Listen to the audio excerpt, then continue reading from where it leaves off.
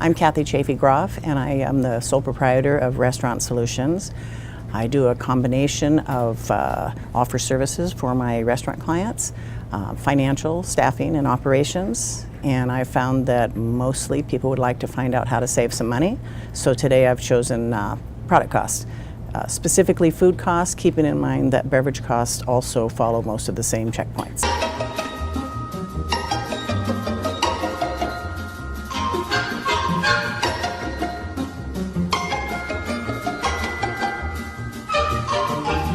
Whoever orders, for instance, if I place the order and you're doing the receiving, there needs to be some sort of a trail, whether it's a checklist, inventory sheet, or something that tells you I ordered 6 steaks at $5 a piece, and whoever's receiving understands that so that they don't check in 6 steaks at $6 a piece. So the ordering and receiving component, I think, is a very key one, making sure that there's communication. I think the process of ordering and receiving, most of the chefs I've worked with, they get it, they understand it, but I think oftentimes it is 2 different people. And so the communication piece is dropped at times.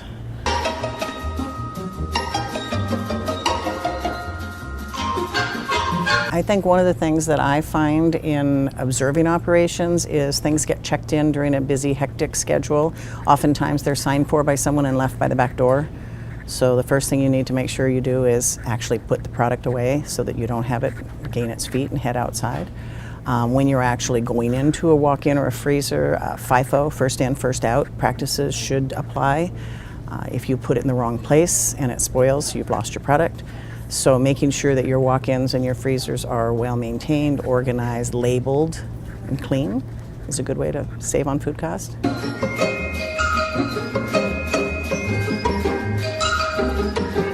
Waste is ubiquitous in our industry. A lot of things happen to do with yields, time of year. If you buy spinach, some time of year you're going to get a 45% yield, sometimes you're going to get a 75% yield. People aren't careful with the product, they don't have any vested interest, so they just blow through and get the prime things and toss the rest of it. You have some chefs who are not very good at utilizing all of their product.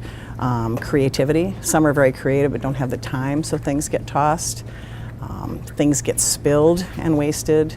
I think it's really important to keep a waste sheet, both in your kitchen and in your bar. It's not so much important that someone dropped a 40-gallon container of chowder-based, cream-based chowder. It's more that we've noted that so that if we have a food cost problem at the end of the month, we can take a look at where it might start. All recipes should be costed out with what we call an ideal. You should be able to see what your protein, what your starch, what your vegetables, what your total plate presentation is. Does it come with or without butter and bread? Making sure that all of those costs are associated first, and then as you're price pointing it, and then making sure that there's consistency. One of the things that's, aside from food costs, that's important is that guests come to your place for a consistent product. And if they're used to getting a salad that is this size and they come in the next time and it's smaller, or the next time it's larger, not only does it impact your product cost, but it also impacts your guest. I think some of the best people I've worked with have photo books, so when they're training a new person they can see this is what this plate should look like. If it goes on the right plate, you have actual measurements, particularly with volume. If you're measuring your fries with a handful, you've got people with hands this size and you've got people with hands this size. So a spec and a standard is really important for consistency and cost management.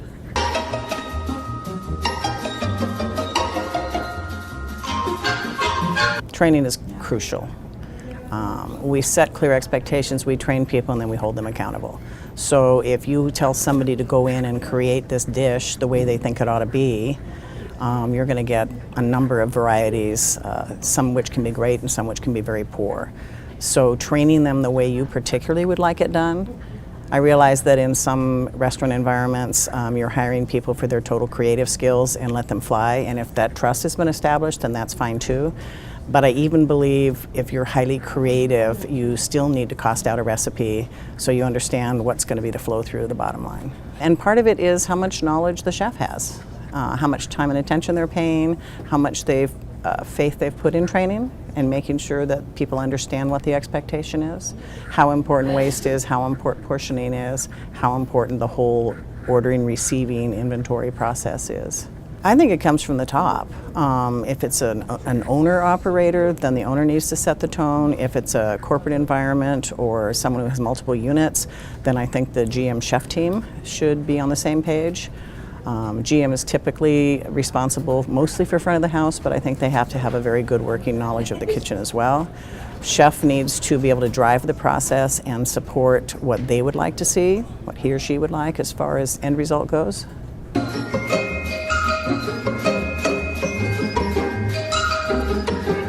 Don't make things too tempting.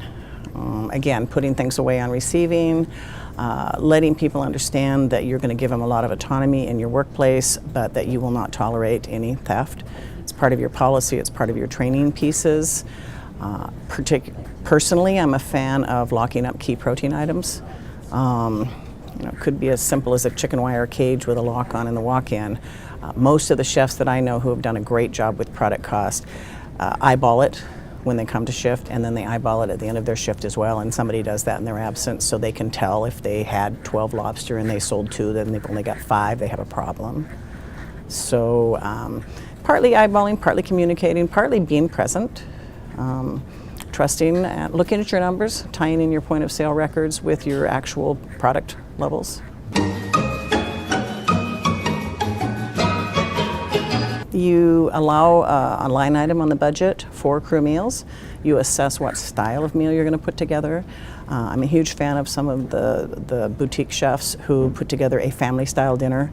So there is one meal available. Preferably they sit together and have it as much as possible. It's not a free-for-all. Most of the clients I work with, kitchens, get meals on the house. I've seen times where they have 2 or 3 meals in an 8-hour shift. So I think setting the expectation that you're entitled to a meal per 8-hour shift, and here's what you may have. It helps when the managers aren't helping themselves to steak, when the crew members can't have that as well. So I think the best way is to set up a crew meal program, cost out your menu items, and basically say you offer a dozen items. We assign a number. It's going to cost us $2 a piece to put these meals out. So we had 8 people on shift who ate tonight, that's $16. That's going to go in our budget. So it shouldn't negatively or positively affect. I think crew meals, when you have a system, are a privilege, so they should be tasty and they should be costed out.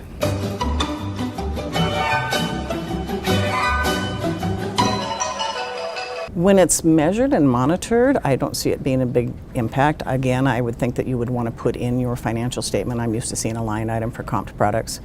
We're going to have mistakes. Guests are not going to like things occasionally. So as long as we usually use a 33% number. Mm-hmm. If something costs $10, we're going to put in $3.33 to cover the product. Looking at information again on your point of sale to find out how many things were comped that day, because it's the cost of doing business. Mm-hmm. And then the other piece of it is trailing a little deeper so that if 5 of your 22 servers are generating the most comps, then you have a training issue and you just go back and retrain.